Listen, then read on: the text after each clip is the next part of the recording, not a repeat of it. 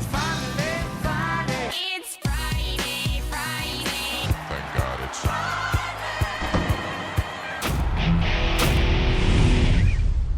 All right, welcome back to the Friday Show. I'm Scott Jagow, along with Ray Paulick. Glad you could be with us. Coming up, we'll talk about this weekend's Kentucky Derby prep and an important change on the trail to the Derby. But first, Ray, this week was the OBS March sale of 2-year-olds in training, and it was a big one. Gross was a record, average was a record, median down just a little bit, $5 million plus horses. What do you think this sale says about the current marketplace? It says there's a lot of money to be spent at the high end of the market, which is why the median was down and the average and gross was up. There was one buyer, Lawrence Best of Boston, formerly of Akron, Ohio, who spent over $2 million just for 2 horses. 2 weeks ago, he spent over $2 million for 2 horses at the Fasig-Tipton Gulfstream sale. Last fall at Keeneland, he spent about $1 million for 2 horses. He's got $5.6 million spent on 6 horses. To me, it's his money. I'm not going to tell him what to do with his money, but if it was my money, I would spend it a little differently. And we've had quite a few complaints from people inside the business saying the middle of the market has been wiped out at these sales. And history shows us you don't need to spend that much money to get a superstar horse. Just look at the results of the Kentucky Derby and the prices of the winners. Most of them are not near $1 million. So there's that. An analogy I like is the NFL.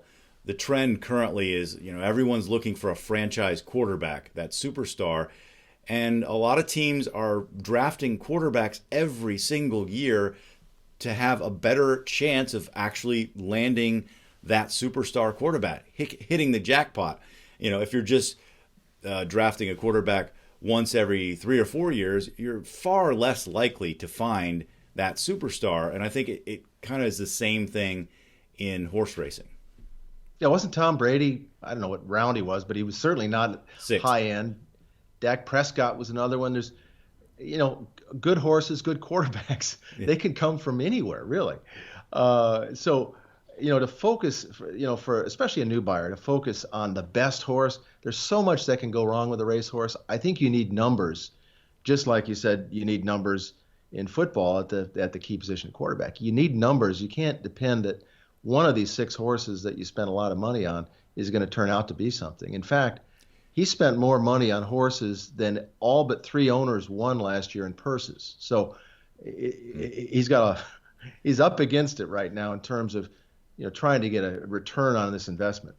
On the other hand, at least he is primarily spending his money at the 2-year-old sales. Mm-hmm. So the horses are more mature, developed.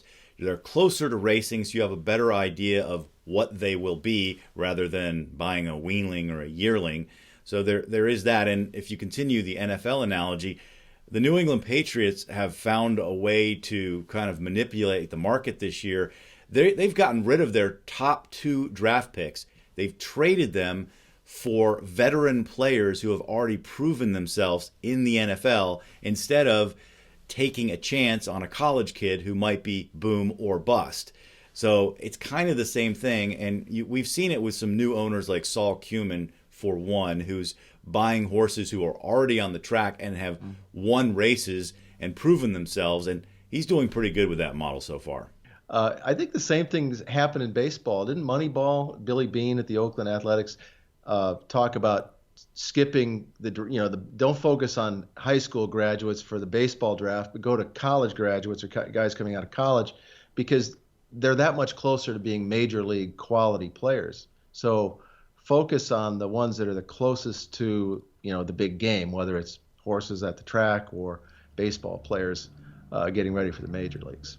But on one final note on this, for breeders, this situation can be a little tricky because, they're investing a lot of time and money and they want to get a return as soon as possible. So they a lot of times will sell them at yearling sales. But then the people who buy them at the yearling sales, of course, pinhook them to the 2-year-old sales.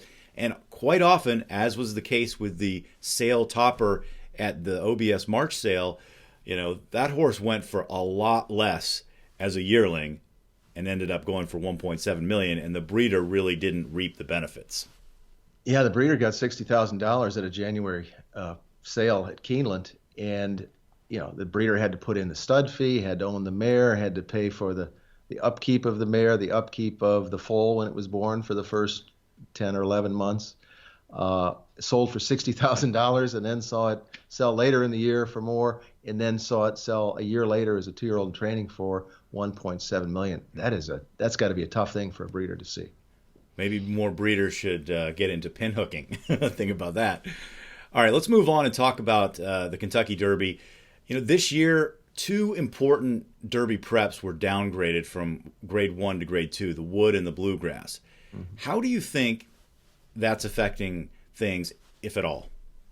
I was at Tampa Bay Downs last week when Tappert won, and one of the partners in Tappert, Aaron Wellman of Eclipse Thoroughbreds, I went up to him after the race and said, "Are you guys going to have a prep before the Derby? Where will you go?" And he said, "Well, with the American Graded Stakes Committee downgrading the Wood and downgrading the Bluegrass, our options are limited. They paid $1.2 million for this son of Tappet. They want to get a grade 1 win into him for stallion consideration.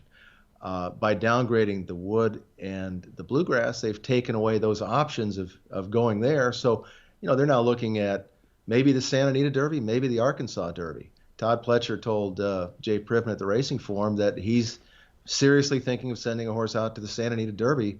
I don't know if that's a first for him, but it's not on his regular rotation because Pletcher's in Florida. He's looking at the Derby, Florida Derby, the Bluegrass, and the Wood for his top horses. Right. That would be an unusual move for him. Right. I mean, you could make the argument that why do we, and we talked about the need before this year for there to be fewer grade 1 races, that the Graded Stakes Committee needed to do that, and they did. Now, maybe it's misdirected. Maybe it should be directed more at the older division where we wound up with 5-horse fields in some of these grade 1 races. Or how about the Hollywood Derby, which is in December in California, and it's a grade 1 on the turf. And that's a time of year when 3-year-olds should be and have already been facing older horses. So why do you need a 3-year-old race in late December? The Malibu is the same way. So that's the flip side of the argument that maybe those races should be downgraded and we keep the Derby Trail races as grade 1s. Yeah, the one thing that the Graded Stakes Committee doesn't use is logic.